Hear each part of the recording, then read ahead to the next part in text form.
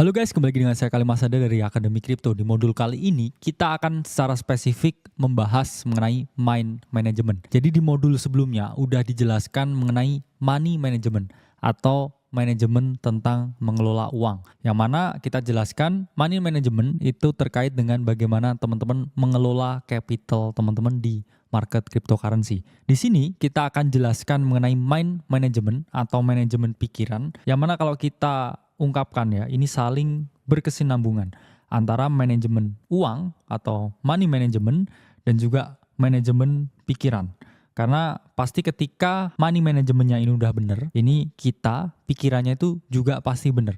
Kenapa pasti benar? Karena semua tentang uang itu merubah persepsi kita terhadap cara kita melihat sesuatu. Dan pikiran kita ini adalah sistem yang sangat amat kompleks yang mempengaruhi keberhasilan dari kita trading dan juga kita investing. Karena pada dasarnya realitas itu dibentuk oleh pikiran kita. Dan ketika pikiran kita tidak bisa menggambarkan realitas seperti apa yang kita inginkan, ini tidak akan mungkin tercapai yang namanya kesuksesan di dalam trading atau investing di market cryptocurrency. Nah, di sini kita akan membahas hal yang paling penting di dalam dunia ini, yaitu adalah hal yang bisa kita kontrol dan juga hal yang tidak bisa kita kontrol.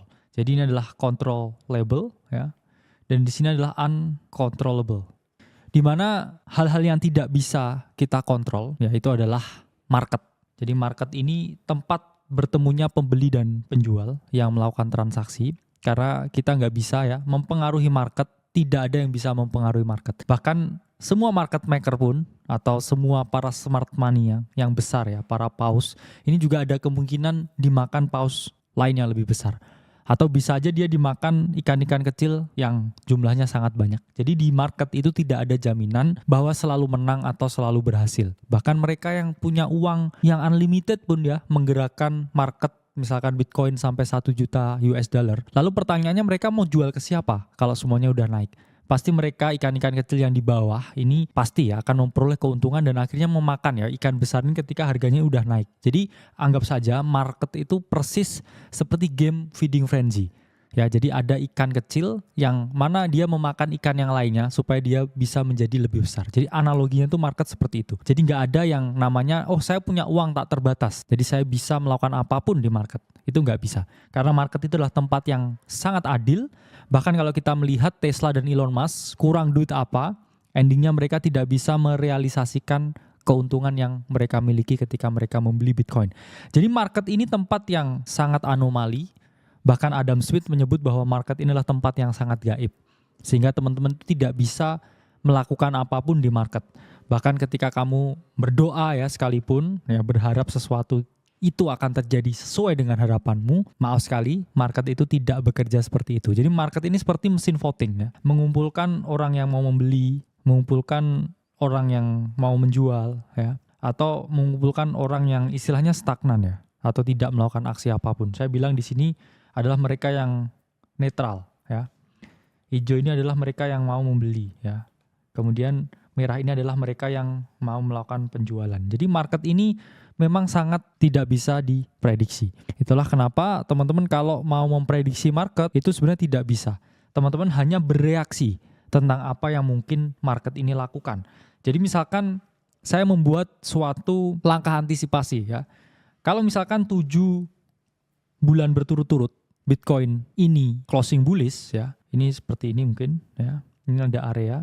Nah, ini ada chance kita akan tembus dan melakukan price discovery secara probabilitas, itu sangat mungkin. Tapi pasti ada 20% probabilitas yang mengatakan bahwa analisa saya ini bisa aja salah ya, ada tingkat margin of error-nya 20% yang menyebabkan market ini bisa ya, atau mungkin mengalami koreksi. Jadi saya membuat suatu langkah antisipasi, ini bukan tentang saya memprediksi, oh ini market akan selalu naik, oh ini market akan turun. Tapi saya membuat langkah antisipasi, oke ini 7 bulan berturut-turut, ini adalah bullish. Sehingga ada kemungkinan besar 80% kita shoot up ke atas dan melakukan price discovery. Tiba-tiba ada berita perang yang menyebabkan ini harga mengalami koreksi yang signifikan. Itu di luar kendali saya, tapi saya bilang ada 20%. Ini adalah margin of error, atau kemungkinan market ini tidak mengalami kenaikan atau malah mengalami koreksi. ini saya akan membuat suatu langkah antisipasi. Kalau memang kejadiannya A, saya ini akan membeli Bitcoin dan hold ya sampai 90.000. Tapi kalau kejadiannya B yang terjadi, ini saya akan menjual sebagian, mungkin 50%, dan mungkin akan membeli lagi ketika Bitcoin ada di titik tertentu. Nah, pada dasarnya yang kita lakukan atau hal yang bisa kita kontrol itu bukan market, bukan hasilnya, bukan outputnya, tapi yang bisa kita kontrol itu adalah inputnya. Jadi apa aja yang tergolong dalam input ya. Ini satu adalah strategi dan kedua adalah mentalitas atau pikiran atau mind. Yang mana strategi ini ya, ini sayangnya hanya 20%. Trading dan juga investing itu 80%-nya itu adalah psikologi ya atau pikiran. Yang mana mind ini bisa dibagi lagi ke dalam 3 hal, yaitu adalah sebelum dan kemudian di saat dan setelah ya melakukan suatu investasi. Jadi sebelum teman-teman melakukan investasi, ketika atau di saat teman-teman melakukan investasi, dan setelah teman-teman melakukan investasi, itu harus dilakukan suatu mind management yang khusus. Apa aja mind management yang khusus? Ini pertama kita akan bahas sebelum melakukan investasi. Pertama teman-teman harus tentukan tujuan. Ini yang paling penting. Tujuanmu kamu masuk ke market ini pengen apa? Apakah pengen mencari kekayaan sebanyak-banyaknya? Apakah kamu di sini ingin mempertahankan kekayaan yang kamu miliki? Misalkan kamu udah kaya. Atau ketiga, kamu cuma pengen seneng-seneng, asik-asik, eksplorasi suatu hobi baru. Ya, jadi ketika di awal ini kamu mau investasi, udah nggak dapat mind manajemennya ketika kamu, saya lihat PPU Aceh keren, saya mau berpartisipasi. No, dari awal sudah harus terdefinisi dengan jelas. Kamu mau apa di sini? Oke, kalau misalkan di sini saya mau kaya, saya mau meningkatkan wealth saya. Gimana caranya kaya? Yang jelas teman-teman harus menambah source of income yang banyak, kemudian membaginya ke dalam 3 ya, active income, kemudian passive income dan juga portfolio income. Yang mana tujuan ini harus jelas, terdefinisi. Misalkan saya pengen mencapai 1 miliar ya, pertama di hidup saya. Dan misalkan sekarang saya punya uang 100 juta ya. Berarti saya harus naik 10 kali lipat atau 1000% supaya saya bisa mencapai goals yang ingin saya tuju. Dan di situ terdefinisi dengan jelas. Saya ingin naik portofolionya ini 1000%. Berarti saya harus melakukan investasi yang sangat agresif. Gimana caranya sangat agresif? Bukan berarti langsung 100x leverage dan berdoa ya. Bukan seperti itu. Tapi di sini teman-teman harus melakukan strategi yang namanya bajing loncat atau loncat dari naratif ke naratif lain di altcoin. Supaya di sini teman-teman bisa melakukan yang namanya compounding effect sehingga lebih besar lagi nilai dan juga size investasi yang teman-teman lakukan. Itu terkait dengan tujuan. Kedua ya, di sini teman-teman harus memberikan batasan ya, apa yang harus dilakukan dan apa yang harus tidak dilakukan. Contohnya apa yang harus dilakukan? Misalkan di sini teman-teman harus meningkatkan kemampuan literasi keuangan teman-teman. Jangan sampai masuk market ya, tapi teman-teman ini nggak bisa ya. Caranya baca chart ini seperti apa? Cara melihat data on-chain seperti apa? Tokenomic itu apa sih? Ya, kira-kira berapa banyak token yang keluar dan lain sebagainya? Siapa smart money yang berinvestasi di sini? Itu adalah hal-hal yang harus teman-teman ketahui. Tapi ada juga ya hal-hal yang memang nggak harus teman-teman ketahui. Misalkan teknisnya exchange seperti apa ya, atau misalkan di dalam protokol kripto blockchain itu seperti apa, itu sangat jauh. Sehingga ada hal yang harus teman-teman pahami dan ada hal yang harus teman-teman batasi. Kalau teman-teman di sini pengennya mau untung, ya pelajari apa yang bisa memberikan keuntungan ke teman-teman. Jadi buat batasan di sini. Kemudian ketiga, ya ini adalah membangun yang namanya keyakinan. Karena tanpa adanya keyakinan, ini teman-teman tidak akan bisa ya memperoleh keuntungan atau uang di market kripto. Karena flow-nya seperti ini ya. Awalnya teman-teman tuh berawal dari pengetahuan ya. Pengetahuan berubah jadi kepercayaan, dan baru yang ketiga ini keyakinan. Tanpa adanya conviction sama sekali dengan market kripto, kalau teman-teman di sini hanya oke, saya pengen kaya ya, saya FOMO beli kripto, tapi nggak tahu apa itu kripto dan apa itu teknologi blockchain, apa itu fungsi teknologi blockchain untuk masa depan. Saya jamin 2 minggu setelah market merah teman-teman bakal keluar. Padahal di sini teman-teman harus punya keyakinan yang sangat amat tinggi terhadap apa yang teman-teman investasikan di sini. Sehingga mind management ya di sini ketika teman-teman sebelum masuk itu niatnya harus sudah jelas ya, keyakinannya itu harus ada. Tapi untuk membentuk keyakinan harus ada pengetahuan, minimal pelajarilah apa itu Bitcoin. Siapa penemunya Bitcoin, kapan Bitcoin ditemukan, bagaimana sistem dari jaringan blockchain, dan lain sebagainya. Itu harus teman-teman pahami, teman-teman ketahui, baru teman-teman timbullah keyakinan. Oke, saya yakin dengan market ini, saya yakin dengan altcoin yang saya beli, dan kemudian kita masuk ya hal keempat sebelum melakukan investasi ya ketika ini di tahap mind management, yaitu adalah be realistic. Apa itu be realistic? 97% trader itu akan gagal. Di market ini untuk mencari keuntungan itu tidak semudah yang teman-teman bayangkan. Chance-nya ini sama seperti ketika teman-teman mau masuk NBA. Hanya 3% dari mereka ini yang atlet-atlet yang masuk di rookie ya, di SMA itu bisa masuk NBA itu hanya 3%. Sehingga teman-teman ketika mau berjuang di sini, teman-teman harus mencurahkan semuanya ya. Jadi semua harus teman-teman curahkan untuk bisa berhasil di market ini. Itu pun gak ada jaminan buat berhasil. Sehingga itu terkait dengan mind management sebelum teman-teman memulai trading atau investasi di market cryptocurrency. Kemudian kita bahas ya di saat melakukan investasi. Ini apa aja hal-hal yang harus teman-teman lakukan. Ya ini teman-teman satu harus hindari segala bias ya. Apa itu bias?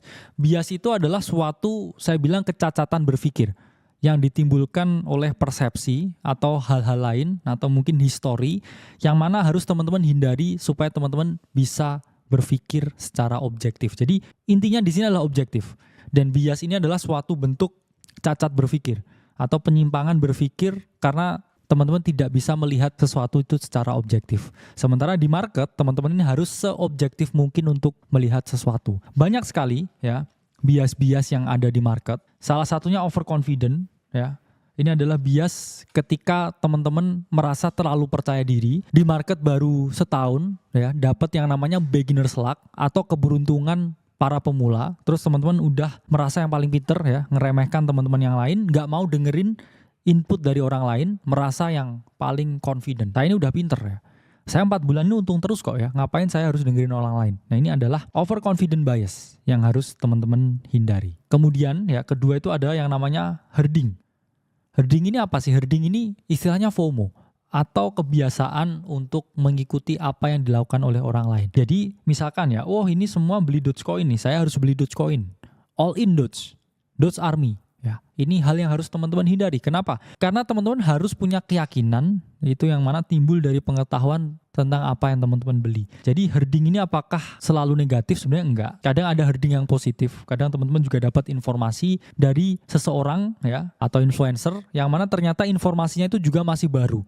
Ya, sehingga herding ini tidak selamanya buruk, tapi yang paling buruk ini adalah ketika teman-teman herding atau FOMO terhadap sesuatu yang tidak teman-teman ketahui sama sekali. Jadi misalkan ada meme koin ABCZ, ya terus habis itu teman-teman beli ya koin ABCZ Inu itu misalkan. Itu adalah herding yang harus teman-teman hindari. Dan terakhir, bias yang paling berbahaya ini adalah mental accounting. Apa itu mental accounting bias? Yaitu adalah bias di mana teman-teman ini melihat ya bahwa investasi ini nilainya secara nominal berapa dan bisa untuk apa ya. Ini adalah kesalahan yang harus teman-teman hindari. Misalkan teman-teman, wah saya profit nih, seneng ya, naik 100 juta, ini bisa saya belikan mobil baru. Atau misalkan tiba-tiba ketika turun, wah turun nih ya 50 juta, harusnya duitnya bisa buat beli ini, buat beli itu ya. Ketika itu menyerang teman-teman, itu teman-teman harus hindari. Kenapa? Karena kalau enggak teman-teman hindari, teman-teman itu enggak akan bisa berprogres. Karena semuanya ini dinilai dengan ini bisa dibeliin apa di luar sana. Kalau teman-teman enggak berpikir ya ini di luar ini bisa buat beli apa, teman-teman akan dengan bebas ya melakukan namanya yang compounding effect. Yang mana ini nilainya akan semakin lama semakin gede. Anggap aja ini uang monopoli ya, nggak bisa ditarik keluar, nggak bisa buat beli apa-apa ya. Sehingga teman-teman fokusnya ini adalah mengembangkan portofolio secara eksponensial. Nah kemudian di saat teman-teman berinvestasi ya, ini hal yang harus teman-teman lakukan adalah capital preservation ya. Atau modal ini harus tetap dipertahankan ya. Itulah mengapa kalau teman-teman portofolionya ini grow ya, ini jangan teman-teman lakukan yang namanya cash out ya ketika dia lagi naik ya. Jadi jangan cash out terus kemudian uangnya teman-teman keluarkan ya untuk bangun usaha atau misalkan untuk kebutuhan sehari-hari bahkan kebutuhan tersier, biarkan ya dia terus bertumbuh dan berkembang nilainya. Yang mana mungkin ya teman-teman udah mau cash out nih, ini udah mau cycle-nya mau turun nih, mau seperti ini Bitcoin. Waktunya saya cash out. Nah, ketika cash out ya, teman-teman coba deh uangnya ini di sidelining dulu ya. Jangan dialokasikan ke bisnis lain ya atau buat barang-barang tersier, tapi kamu sidelining dulu. Nanti ya ketika market ini mau bergerak lagi, ya ini kamu bisa deploy your capital di sini. Jadi salah satu hal yang menarik ya yang saya ketahui di market ini adalah teman-teman jangan ya asal tiba-tiba cash out ya, buat kebutuhan-kebutuhan yang lain, tiba-tiba cash out beli mobil, ternyata cycle-nya ini masih ada 6 bulan lagi ya. Opportunity cost-nya, uangnya ini masih di dalam market dengan uangnya ini keluar di market ya, yang mana kamu memutus rantainya ini ya atau chain-nya ini terputus. Padahal compounding itu hal yang paling penting itu adalah satu, ya ini adalah nggak pernah keputus. Tapi kalau teman-teman nggak fokus di tengah jalan, terus kemudian teman-teman fokusnya hilang, bahkan dilepas ya rantainya ini putus, teman-teman nggak akan pernah bisa melakukan apa yang namanya compounding effect. Jadi pahami bahwa cash flow di portfolio income ini khusus untuk mengembangkan portofolio. Jangan cash flow ya dari portfolio income ya, terus habis itu teman-teman buat kebutuhan-kebutuhan lain ya, atau bahkan untuk secondary income, atau bahkan untuk kebutuhan sehari-hari yang harusnya di cover oleh active income. Jadi jangan mundur ke belakang ya, tapi teman-teman terus ya compoundingkan supaya nilainya ini terus bertambah. Nah, ketika teman-teman di sini berinvestasi, hal ketiga yang harus teman-teman lakukannya adalah lihat diri sendiri. Apa maksudnya lihat diri sendiri? Investasi atau trading itu adalah permainan you versus you ya. Artinya kamu hanya bisa membandingkan dengan dirimu yang kemarin. Jangan membandingkan dirimu dengan orang lain. Kenapa demikian? Karena orang ini startnya berbeda-beda. Mungkin kamu startnya di sini ya. Naik ke sini. Ini progression. Tapi mungkin udah ada orang yang udah di titik ini. Misalkan kamu punya profit 100 juta nih. Wah, saya bangga dengan profit saya. Saya profit 100 juta. Terus tiba-tiba ada orang di Twitter yang post PNL 10 miliar. Pasti teman-teman, wah ini saya aja profit 100 juta ini udah sulit banget ya mencapai 100 juta. Ini kok ada orang yang udah sampai 10 miliar. Ini 1% dari yang orang itu punya ya. Itu kemudian teman-teman merasa kecil, merasa minder, akhirnya udah merasa ini sia-sia. Padahal kamu nggak tahu misalkan orang itu jangan-jangan bahkan mulainya lebih kecil dari kamu, mungkin 10 juta. Tapi dia udah mulai ini mungkin 20 tahun yang lalu ya. Ada time gap 20 tahun yang lalu. Sementara kamu baru 2 bulan di sini. Apa yang mau kamu bandingkan? Nggak ada ya. Terus kamu menyesal, oh harusnya saya mulai 20 tahun yang lalu, harusnya saya beli Bitcoin 2013. Nasi sudah menjadi bubur, ya mari kita lihat ke depan, fokus ke diri sendiri, jangan lihat orang lain kalau kamu mau berkembang secara pesat. Terakhir, kita akan membahas mind management atau manajemen pikiran setelah melakukan investasi. Pertama, teman-teman harus bersyukur ya. Apa maksudnya bersyukur? Seperti yang saya jelaskan di poin sebelumnya, ada yang orang bersyukur dengan 100 juta, ada yang menurut mereka 10 miliar itu kecil. Jadi apapun di market itu asal nggak rugi, itu harus kita syukuri. Besar kecil profit yang kita peroleh itu jauh lebih baik ya daripada loss yang kita peroleh. Sehingga di sini teman-teman harus memahami bersyukur itu adalah segalanya. Dan membandingkan dengan orang lain, yaitu nggak pas ya. Apalagi ini lanjut ke poin kedua ya. Ketika teman-teman udah bersyukur, teman-teman terhindar dari yang namanya revenge atau balas dendam. Ya, istilahnya biar revenge trading ya atau revenge investing. Ini adalah keadaan ketika teman-teman ini sebenarnya udah merasa cukup ya. Oh, saya ini profit 100 juta misalkan. Ini cukup lah ya. Bisa buat hidup 1 tahun misalkan dari profit. Atau misalkan nggak buat hidup ya, tapi bisa saya compoundingkan lagi. Lebih gede lagi. Oh, ini udah lumayan kan, 100 juta itu udah kayak gaji manajer di level atas. Terus kemudian teman-teman lihat tadi, orang yang PNL-nya 10 miliar tadi. Terus habis itu ngiri. Ya, orang ini kok bisa mencapai 10 miliar ya? Ini saya hanya 1% dari 10 miliar. Oh, gimana kalau ini saya leverage kan? Saya leverage semuanya, leverage 100 kali lipat. Ini kalau saya naik dikit aja ya marketnya, ini saya bisa mencapai angka ini. Minimal 10% dari angka ini. Nah itu nggak boleh teman-teman lakukan. Ini yang namanya revenge trading atau revenge investing ketika kita merasa tidak cukup dengan apa yang kita miliki. Sehingga intinya jangan membandingkan ya, bersyukur terus menghindari revenge trading atau revenge investing.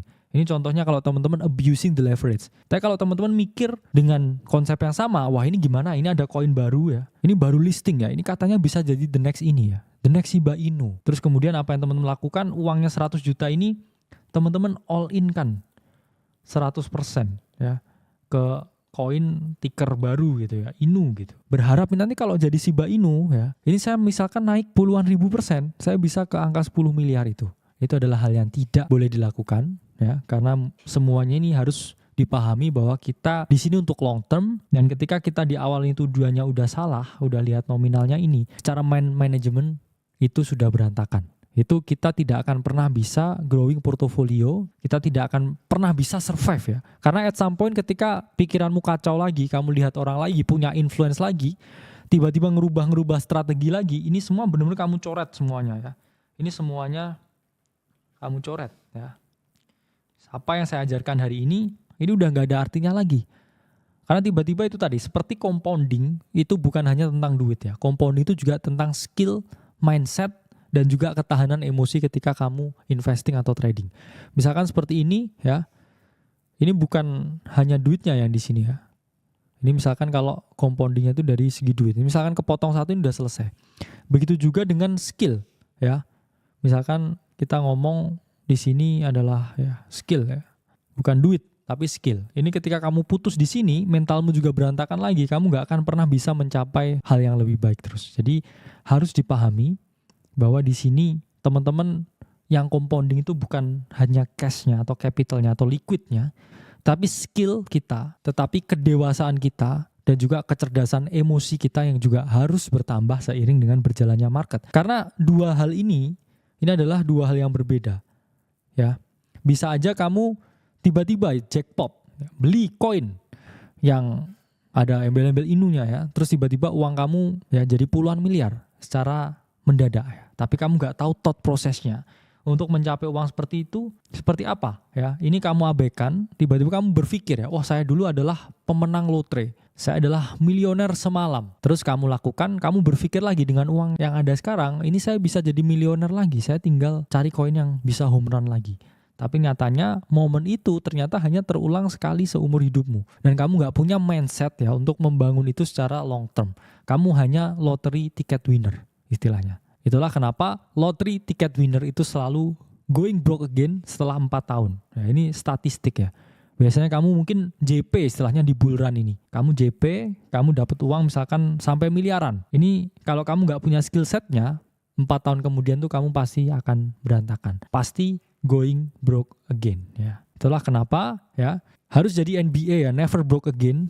Jangan balikin lagi uang yang udah kamu peroleh dengan sulit di market, sehingga itu harus punya mind management yang tepat. Oke, jadi itu sedikit pemaparan tentang mind management atau manajemen pikiran. Intinya kita selalu percaya bahwa realitas yang ada itu 100% dibentuk oleh pikiran kita. Jadi kalau kita maunya sukses, kita maunya di kripto ini punya banyak capital yang growing, kita harus menyadari bahwa kita membutuhkan mental yang kuat, pemikiran yang kuat untuk bisa mencapai hal tersebut. Karena tanpa adanya pemikiran yang kuat, tanpa adanya mind management yang baik, ketika sebelum atau di saat dan juga setelah melakukan investasi, itu kita tidak akan pernah bisa ya mencapai apa yang namanya immortal compounding atau kenaikan yang terus menerus. Karena ingat teman-teman, cycle-nya masih panjang, ya bulannya masih panjang. Jangan terbakar di tengah-tengah karena teman-teman salah melakukan money management, yang mana itu juga berdampak sangat fatal ke mind management. Saya Khalid Masada dari Akademi Kripto. Sampai berjumpa di video selanjutnya.